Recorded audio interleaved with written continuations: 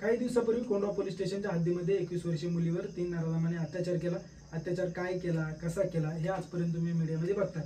जसं हे प्रकरण घडलं तेव्हापासून पुणे पोलीस ऍक्टिव्ह मोडमध्ये दिसतात। तात्काळ मुलीच्या सांगण्यावरून ते कसे दिसायचे कसे नाही तिला विचारून त्यांचं चित्र रेखाटलं। हे चित्र सर्व मीडियावरती पब्लिश सुद्धा केलं। अशातच त्यांच्या हाती एक सीसीटीव्ही लागला।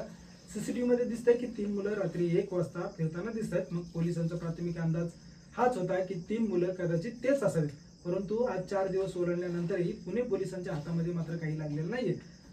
सुरुवातीला चित्र रेखाटलं, नंतर सीसीटीव्ही फुटेज सर्व मीडियावरती व्हायरल केले आणि आता पुणे पोलिसांनी एक निर्णय घेतलाय। तो निर्णय असा की पुण्यामधल्या जेवढ्या काही टेकड्या आहेत त्या टेकड्यावरती एक इमर्जन्सी सायरन असेल। एवढंच नाही तर आज पुणे पोलिसांनी ज्या आरोपींचं नाव कोणी सांगेल त्या आरोपीचं नाव सांगणाऱ्याला जवळपास 10 लाख रुपयाचं बक्षीस देखील जाहीर केले। जो कोणी नाव सांगेल त्याचं नाव गुपित ठेवण्याचा आश्वासन पोलिसांनी दिलं आहे। अशातच एक प्रश्न पडतोय की 4 दिवस ओलांडल्यानंतरही जवळपास 80 किलोमीटर पर्यंतचे सीसीटीव्ही आणि जवळपास 3000 फोन कॉल तपासल्यानंतर एवढंच नाही तर पुण्यामध्ये जेवढे काही अशा प्रकारचे गुन्हेगार आहेत, सराईत गुन्हेगार आहेत, त्या सगळ्या गुन्हेगारांची तपासणी केल्याच्या नंतरही पुणे पोलिसांच्या हाती काय लागले नाही। त्यामुळे पुणेकरांचा पुणे कमिशनर आणि पुणे पोलिसांवरचा कुठेतरी विश्वास कमी होताना दिसतोय का? तर नाही।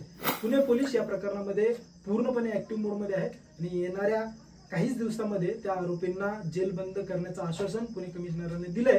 त्यामुळे पुणेकर पुन्हा एकदा पुणे पोलिसांच्या विश्वासावरती ठाम आहेत। मित्रांनो, या प्रकरणाची जी काही अपडेट असेल ती आम्हाला तुम्ही आमच्या मेल आयडी वरती तुम्ही पाठवू शकता। आम्ही आमच्या चॅनलच्या माध्यमातून तुमच्यापर्यंत ही सगळी माहिती घेऊन येणार आहे। तुम्ही बघताय क्रांती न्यूज। धन्यवाद।